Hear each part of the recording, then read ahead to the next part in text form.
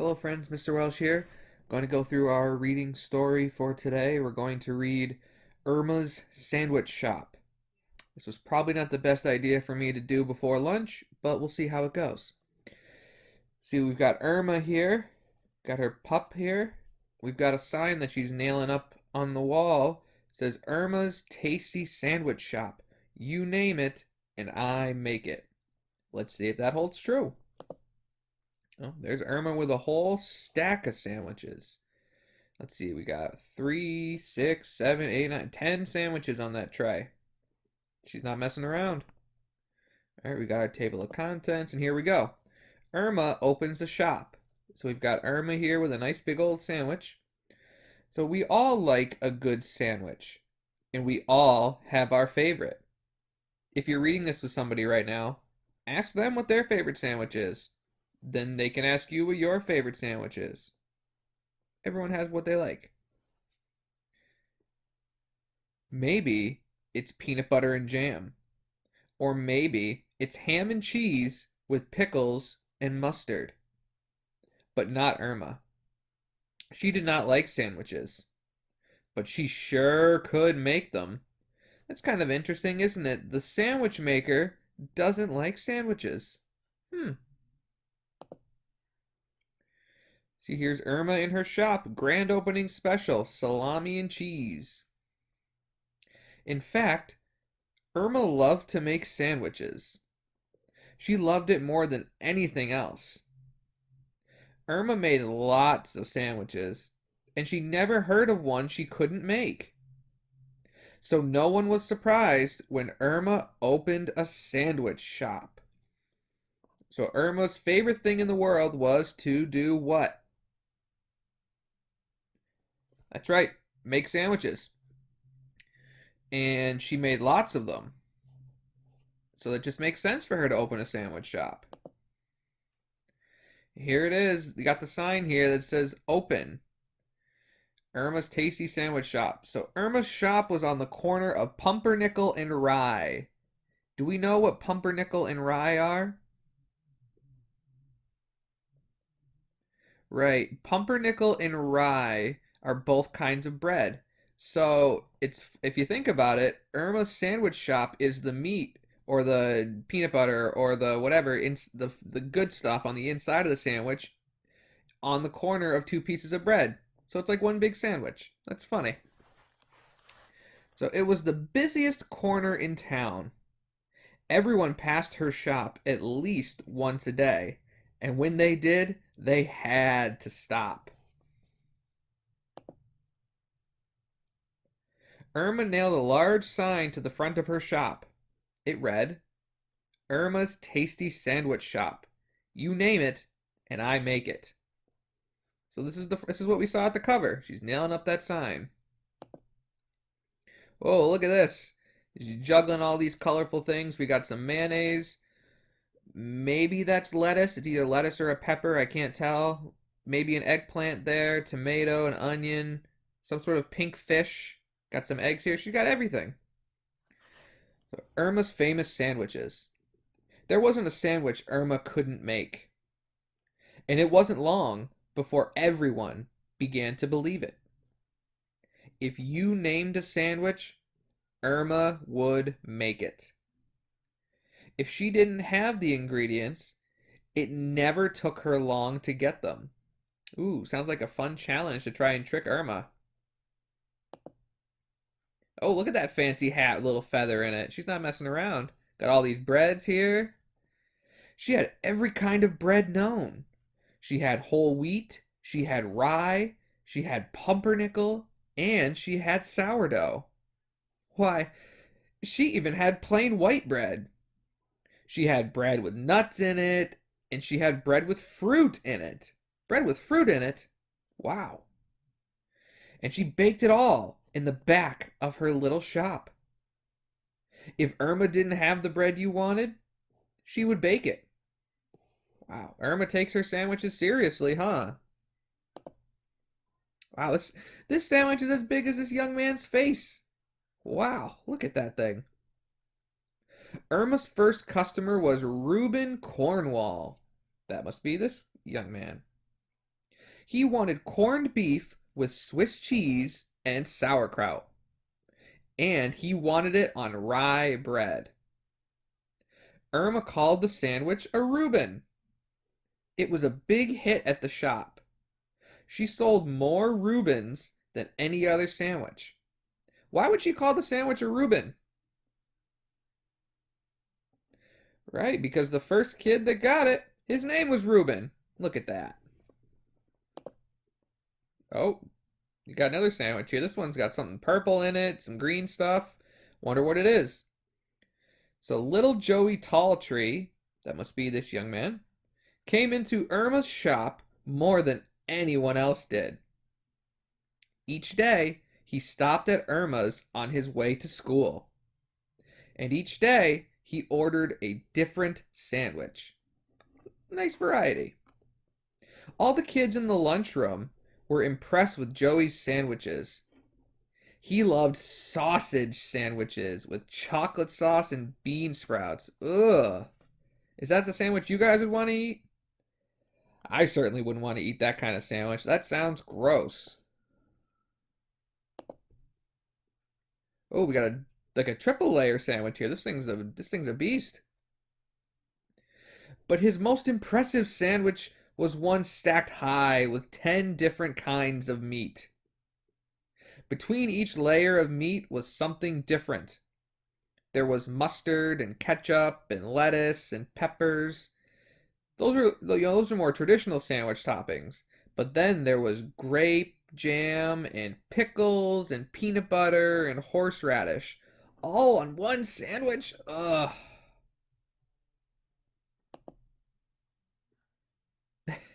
Clearly, he enjoyed it by the burp bubble here. Most people got a stomach ache while watching Joey eat his amazing sandwich. But not Joey. He would just let out a big burp as he finished. Then he would smile and wipe off his face. I guess Joey likes his sandwiches too. Oh, here we go. We've got an elephant, a bear, a turtle, and an ant coming to the sandwich shop. This will be interesting. All the animals want sandwiches. Irma became a very famous sandwich maker. Before long, every living creature was stopping by Irma's shop. Each one ordered his or her favorite sandwich. So not only do the people want the sandwiches, the animals do too. Let's see what they want. Whoa! Got some soup bubbling here. Looks like a witch's hat and a snake. Very spooky. One day, Sammy Snake slithered from a nearby swamp. His tongue flicked wildly for the scent of his favorite meat. The scent. What is the scent? Right, it's the smell. He's smelling for his meat. What can I make for you? Asked Irma. Sammy thought for a minute. Then he replied, I'll have a rat and lizard sandwich with bug relish. Ugh. Okay, said Irma, but that one will take a little time. I'll have to go out and get the ingredients. I'm happy to wait, said Sammy with a smile. A truly good sandwich is worth waiting for. Ugh, what a sandwich. An hour later, Irma was back. She had a basket full of rats and lizards and bugs. She carefully laid them among fresh lettuce between 2 slices of rye. Sammy swallowed the sandwich in one big gulp. Not that anyone would want to taste that sandwich, but he couldn't even taste it if he just swallowed it whole. Then he slithered out of Irma's with a big bulge in his stomach. What's a bulge? Right, in this case, a bulge would be his belly. His belly was so full of that big sandwich, it would be all puffed up. So it would bulge out, like if you have a big meal. Oh, this is interesting. The next day, Val the vulture, It's a vulture. It's a kind of bird. Swooped into Irma's shop. Val sat on the counter and waited patiently for service. Soon, Irma came out of the kitchen to take Val's order. "What can I make for you?" asked Irma. What do you think that they're gonna make? Oh, he's reading the menu. He's deciding. Val asked to see a menu, but she didn't see anything she liked. "Your sign says, 'Name it and you'll make it.' Is that true?" asked Val. "You bet it is," said Irma. "Hasn't been a sandwich yet I can't make." "So, what'll it be, my fine feathered friend?" Oh, goodness. "How about some fresh dead opossum? Then add some squashed crow and rancid mouse with honey mustard." Rancid. Do we know what rancid means?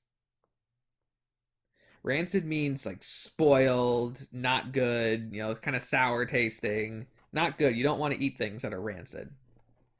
Irma just smiled and said, "Coming right up." After driving along the highway to collect the ingredients, she returned to the shop. She quickly made Val's sandwich. Val ripped it apart and ate it in a flash. "Great sandwich, Irma," Val said as she flapped out the door. "I'll be back for another in a couple days." Ah, look at this. Irma's biggest challenge. Dun dun dun.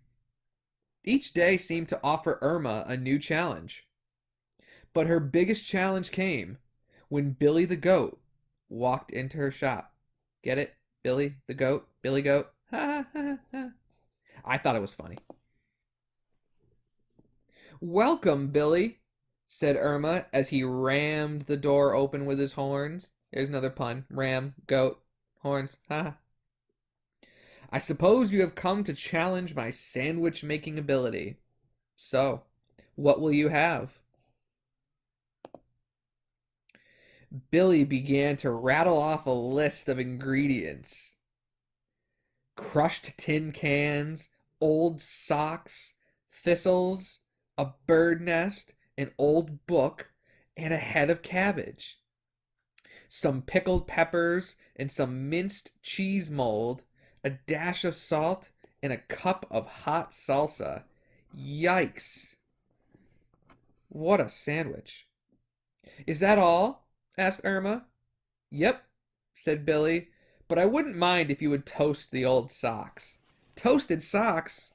Oh, my Lanta."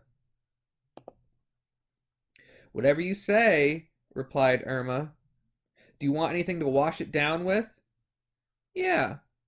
Give me a mug of dishwater," said Billy. So there she's actually pouring in the water that the dirty dishes were in into a mug for Billy the Goat to drink. That's disgusting. After that day, Irma really knew there was not a sandwich she couldn't make. So there we go. There's our wonderful tale of Irma's sandwich shop. So let's talk about submitting this assignment. So we're going to go back into here. Oh, here are our questions for Irma's sandwich shop. We're going to click on it. We're going to open it. Microsoft Word is coming up.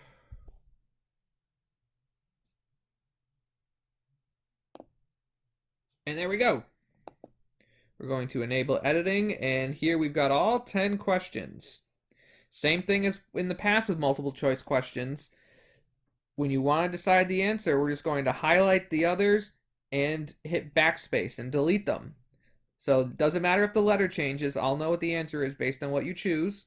Then we're going to highlight everything. We're going to right click. We're going to copy. And then when we go into our student section, there's a to-do for your Irma questions. We're going to click on that. We're going to right click in our document box. We're going to paste. And as you can see, everything is there. We're going to hand it in. And that's how we're going to do our work for Irma's Sandwich Shop.